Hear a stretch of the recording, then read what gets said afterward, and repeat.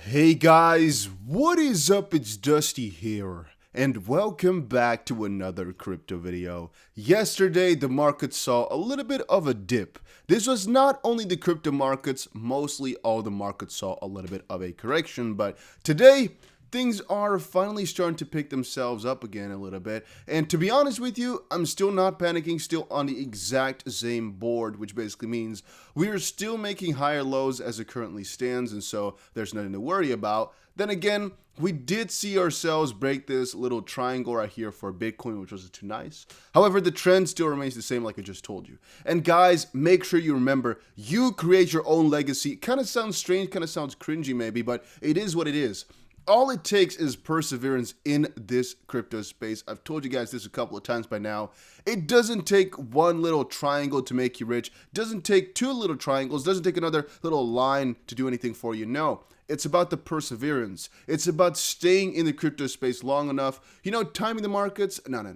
Time in the markets beats timing the markets most of the time. Even if you are a trader, perfectly fine for you. But don't think that one little dump like this can actually destroy everything out there. No, I mean, come on, guys. Think about it. It's about buying these coins and holding on through. The only question should be which ones to buy and how much money. All right. Will I be able to survive this month with this little money in my bank account and this much in crypto? Those are the real questions, if you were to ask me. No, that's not the most responsible thing maybe to say. You do whatever you want to, but I'm, of course, still confirmed holding my coins to the bitter end, and I'm going to keep doing it that way until I go broke, which could be really quickly if crypto goes all the way to zero, but I don't think it will. You know, I really don't think it will. By the way, guys, let me know down below, what is your actual stance on the entire crypto realm? It's like, do you think that buying crypto every dip is smart? Yes or no? I mean, I don't buy every single dip, every smaller dip. I just buy in like bigger chunks. So if we, for example, go down a pretty heavy percentage, I'll buy more. And right now we're just waiting, as I explained on Patreon, for another bigger dip basically to be buying. But that is also why these types of little drawdowns don't really scare me. This is where the money has been made. Yesterday I made a video explaining where the millionaires are made. It's this type of stuff, this type of action. It's not in these tops. No. It's not when the prices are doing good. It's when the prices are doing bad that you can get rich. And one of the books I often like to quote is from Benjamin Graham, The Intelligent Investor, where it basically explains that if people have a certain physical event that they're all anticipating, the price often prices that in, right? So, for example, with Bitcoin, if we were all anticipating some huge will to buy or sell, the price would most likely factor that in already. Now, that's one important thing you should always understand. So if the price is doing something, you most likely can already assume that people know more than you do. Then again, what is also not priced in, or it's kind of a double layered thing, just hear me out, is people's fear. Which basically is people fear the fact that the price is already, or the news is already priced in, which in some cases is actually not relevant news, which makes people fear and sell it off, where in actuality they didn't have to because nobody was actually going to sell it, which make these big guys sell it though because they want to make money on your head because they think you might be selling. Whole circle comes around, which comes to the point that you're an idiot, in my own opinion, not trying to be rude, if you fall into the games with those rich guys and you sell all your coins to them. No, not my type of game, all right? Might be rude, you might think about it that way. I'm just thinking, man, don't let yourself get distracted from your main goal. If you think crypto is solid, don't let anybody distract you, and that is just what I wanted to quickly rant about. All right. Then, by the way, guys, the Bybit competition is still going strong. We right now have 33 people who have entered. We need to get to 500 to unlock the 30,000 XRP free freaking, I guess, how do you call it? Prize pool. It's going to be 30,000 XRP. Make sure you sign up. Doesn't cost you anything. You can always decide to not trade. It doesn't cost any money to enter. It doesn't cost anything. It's going to start July 19th, so make sure you enter right freaking now. If you already have a Bybit account under me, make sure you press the register now button because you still have to get into the competition itself. You're not automatically in it. But make sure you participate, make sure you participate. There's no downside to participating. Only if you're going to trade and you do some risky stuff. Of course, trading is risky. But the competition itself, the little button, doesn't cost you anything, all right? Nothing. So you can always decide to not come into it, but rather earlier than later because you might miss out. And by participating, you're basically helping others. Even if you're not going to trade, if we get to 500 participants in total, at least the other subscribers can in total win 30,000 XRP. So if you don't want to try it out, no worries, but at least let other people win something. All right. Is it a good time to buy XRP? XRP is trading at 60% lower than its April peak. And this, guys, is something I want to rant about for like an hour or two, but maybe I should do that once in a live stream, just really go in depth about why I think that these types of points are good to buy at. But again, I already referenced the majority of my reasons in a video yesterday, explaining why this is where the millionaires are made, and like I just referenced the book. The lower the price goes, the safer you are. I just gave you guys the example of not falling into the trap of the rich guys. The second trap basically is that you are dumb money, they are smart money.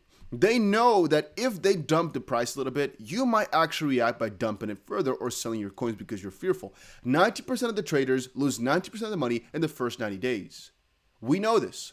We, as traders, and most likely you as a watcher right now, know this too. You know that it's very easy to lose money trading crypto, or trading anything for that matter, because you're going to get distracted. If you have the mental perseverance, if you have the mental capacity to just stick with the strategy from the get-go, it is not that hard to actually come out on top. And I think 99% of you guys will be able to do it. It's hard, though, to get your mental game in the right position. And it's also hard to come up with a really good strategy. So that is why we often come up with the solution of just hodling through. But even that one is so freaking difficult. You know how many people come up to me on a daily basis saying, hey, should I buy now or should I sell now? Why? Because they are uncertain about their own position in the markets. If you have ever asked me if you should buy or sell, I get that, because that could be curiosity from somebody who might have been in it longer, or maybe who has traded more money in there, or maybe who risks more, or looks at the news more, that type of stuff. Okay. But if you're really uncertain about whether or not you should be in crypto, rethink it. Rethink it. Because if you're uncertain, might be time to step out. Might not be the thing for you. I am not a single day uncertain about whether or not I want to hold this crypto stuff. Not. Have I ever feared that crypto is going to go downhill? Yes, multiple different occasions. Like anybody, we are freaking human. We're not robots. So at some points you're thinking, oh, maybe I should just cash everything out, just take the money I have right now and live a happy life without all this stress of crypto. But then I got to come to my senses thinking, no, because what I came into crypto with is the stance. This technology, specifically what Ripple/XRP Ledger, XRP itself, is building is so phenomenal. We earlier today talked about the CBDC realm. Think about that we are part of this freaking revolution in that specific sense. That we are part in that we have a currency to buy right now that's going to be used by so many major institutions. That to me is so mind-boggling. Can I guarantee it for you? Obviously no. But is that my mindset? Yes. The fact that this technology is such I cannot even understand the technology to a certain degree. I mean, that it's so futuristic and that we are so early into it all. The majority of people don't even know this exists just quite yet. Crypto itself, the majority of people know it exists but don't know how to use it, don't know how to work it, don't know how to be involved with it. Still, a lot of people think it's a scam. Still, a lot of people think it's never going to get anywhere. Still, a lot of people think it's never going to be used globally. We are different than that. Make sure you understand. You right now watching this video are completely different than 99% of the world who don't believe in crypto to the degree that we do. And I think that that's going to be the distinction. One thing I forgot to talk about in the previous video, actually, hopefully I launched it in this order. Otherwise, you might be a little bit confused. I might actually launch this video first. I'm not sure exactly. Maybe not. No, I'll do that video first. So one thing I talked about in the previous video is basically how the ECB could be working with Ripple on the CBDC front. One important thing to tell there is actually that the BIS, who has called XRP investors the smartest investors out there, is working with the ECB on the CBDC development. Very key part right here, because the BIS is bullish on Ripple/XRP technology. Understand that. Understand these connections are made. The ECB has confirmed, looked into it in the past. We all know it. We all know that the connections are just too clear. Brad Garlinghouse has been on too many of those freaking meeting seats. It's, man, I can't even explain it. I can't even. All right. Ripple XRP joins cryptocurrency market in one more tumble. In any other asset class, it would have been worrying. For crypto investors, it's Tuesday. One fun fact or one fun little meme I had over on my Instagram, let me grab that for you guys, is actually how we, as crypto owners, also have a completely different mindset than the traditional financial, just I don't know what you call them, just investors really. Look at this one right here. It's this. Stock traders, whenever they get minus 2%, they feel as if the world has just crumbled. Crypto traders with minus 40, it's like, this is just another Tuesday. It's just another day. And I feel that same way too, which is pretty damn funny to a certain degree. It's like, yeah, it's just another day. It's just another day in the job. It's just another day. It's just how it works. Nothing that crazy, nothing that shameful. And so if you're asking me the question, is it a good time to buy? Well, I personally say time in the markets beats time in the markets. So I'd rather just buy and get a little bit of a loss so I can get a future huge benefit than not have any crypto at all. But I will always keep a good stash so I can buy cheaper, because you should always keep in the back of your head, we might go down lower. We might. Does anybody know for sure? No. If any analyst on YouTube tells you that they know, they're lying to you. They are lying, they're lying, they're lying. How good they are doesn't matter. If they can't show me the $5 billion in their bank account or whatever they have it in crypto, they're lying to you. I have spoken, please understand, I have spoken to so many people that have hundreds of millions of dollars by now. All right, in this crypto space, there's a lot of people you can meet, a lot of people that are really crazy wealthy. But I think 100% of them will admit to you too, no person can be right 100% of the time. And so if these guys tell you that a thing is certainly going to happen, they're lying to you for attention or for some specific reason. Who knows? We don't ever know. Do we know that Ripple is 100% certain going to overtake the whole world? No, obviously not. We don't. Can we assume some sort of thing? Oh, yeah, I mean, I should think so. And can we go off of probability? Yes. But that's also what analysts are doing. They look at probability and say, hey, this is a more likely outcome. Now, for example, here on the XP pair, you can actually draw a new triangle. You can actually draw this in, for example, say, hey, following probability, because we often follow triangles. Well, this is a point of convergence, basically, and so a direction has to be chosen, as we will most likely continue on within this pattern from right now forward. Yeah, you might actually debase that, saying, well, it's only a triangle with 2 points, and these points are very far spread. It actually isn't that accurate. The triangle should be like this, for example, right, or just in some different manner. There's different theories to be made for different analysis, and all these things could, theoretically speaking, work. You might say, no, it's been invalidated because the points don't line up perfectly. Somebody might say that. Another person might say, no, this is within margin. There's so many options. Nothing is necessarily correct. Nothing is necessarily wrong. It all depends on what you can make money with. And that's also one fun thing. Once more, if I say certainly that here's going to be a breakout towards either side, no. I mean, we can actually debase that by looking at Bitcoin in the past. We actually saw it right here. This was a triangle that almost any analyst was watching. And I check out a lot of different analysts because I'm friends with a lot of them. So we talk about this type of stuff. It broke to the downside, right? Because of the China FUD. Came right back in, went sideways for a little while, broke out to the downside again, then kind of shocked everybody by going to the top, and then still breaking towards the downside anyway. You might say, oh, it was actually this downside that was just, kind of faked out for a little bit. You might say, no, it was actually this upside that was faked out later on. There's so many different things to say. None of them are actually right. None of them are necessarily wrong. Yeah. Was this death cross actually the start of something big, or was the death cross, since it's a lagging indicator, nothing but just FUD that people put upon you?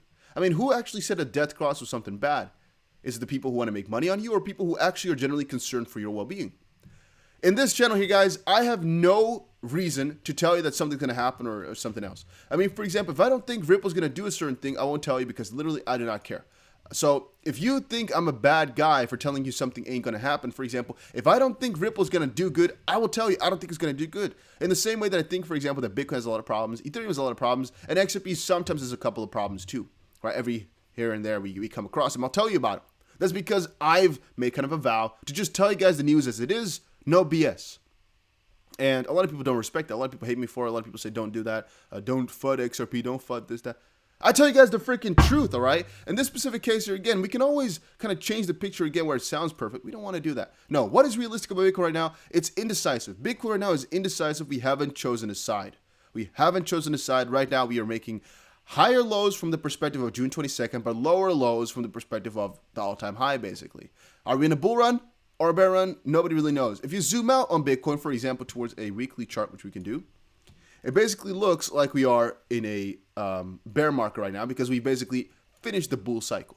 But then again, the bull cycle, in my opinion, started here, March. But the majority of people that actually speak say the bull market started here in December, basically, so let's say 2019. Why? Because if you zoom out long enough, you can actually see the logic in there. It's like, oh yeah, the bull market started here, got a huge pump, a little bit of a correction, another big pump. But if you zoom out further enough, it's like, well, but what if this, what we're witnessing right now, is basically just like right here, where you're having an intermediary period within a bull market. Then again, some other person might argue, no, we're seeing exactly what we saw right here in 2017-18, where this was the bull market. Right now, we're continuing to come down lower, and then we're going to be waiting for another bull market to pick itself up. The reason we can't really say for certain is because crypto changes every single time. And the amount of people in there and the sorts of people change every single time too. I mean, for example, the banks have now started to freaking get into it. The banks have literally started to accept crypto the way it is. Who would have thought that 3 years ago? That banks would be this integrated within a couple of years. Not that many people. Right now, I've made the prediction that within 2 to 3 years, most banks will allow you to hold cryptocurrency on there. Most of them will act as custodians in some way, shape, or form. Most of them. All right, a Bitcoin ETF is going to be there too, because why is there no Bitcoin ETF right now? The reason there's no Bitcoin ETF is because they say Bitcoin is not that safe for the people. But the reason Bitcoin/crypto is not that safe for the people is because there's not properly regulatory stuff. For example, there's no ETF, so the big guys can't get into it in a safe manner. No, they have to go through these less conventional manners that those investors might not want to go for. And since there's less institutional investment than could be, there's of course more safety hazards. I think the amount of money percentually in let's say scams/negativity would actually go down if they were to allow a couple of these financial services, basically, if they were a little bit more lenient towards it. I think percentually go down. Of course, the amount of money in those scams would go up, but that's also because if they get the ETFs going, if things start to pop off, you're going to get 10 times more money in the crypto space. So obviously the amount of money in scams and the amount of money in illegitimate money is going to go up too. But percentage-wise, I think it will go down. It's an important thing to understand. Crypto is in an ever-growing cycle, and I still think it will just keep repeating itself, where basically the pattern is going to continue on forward. We can basically just kind of take this. I'm not even sure if this can work. We can basically just take this and kind of drop it back on there. The pattern basically is going to keep continuing on. We might see downwards periods. We might see just some negativity, whatever. The spiral will basically keep continuing on itself. You guys most likely get what I mean with that, right? That the pattern would just keep repeating itself. No, this is not a perfect fractal. I'm not trying to make it like that. I'm just trying to talk you guys into the idea that it would just kind of keep repeating itself with cycles, because that's people's minds. That's how people react. That's what people do. Here was bulls in agony as Bitcoin slips below 32,000, but new CPI report reveals U.S. economy is strained. Bitcoin has portrayed weakness after slipping below 32,000. The asset risks break in below 30,000 by the end of the week. A recent report shows that U.S. inflation is approaching the 2008 record levels.